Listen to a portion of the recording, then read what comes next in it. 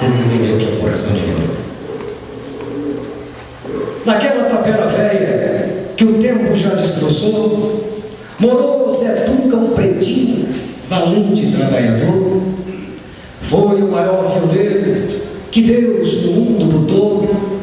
Sua viola de pinho parecia um passarinho encantador. Trabalhava o dia inteiro, feliz sem se lastimar. Mas quando a lua formosa no céu pegava a brilhar, toda a gente arrodeava para ver o preto cantar. Sua viola de pinho fazia as pedras chorar.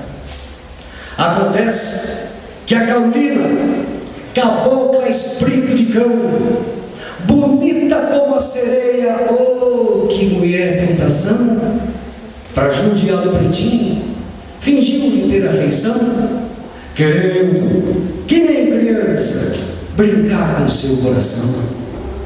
Mas coração de violeiro não é como outro qualquer, é frágil, que nem as pétalas do mimoso Miguel, que cai com o vento das asas do beija-flor do tié.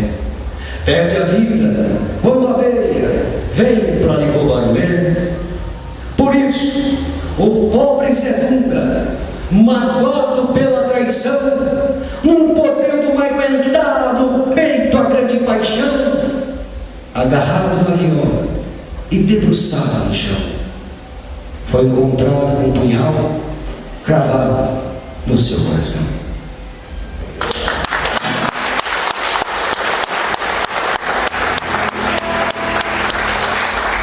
Próxima música. Obrigado.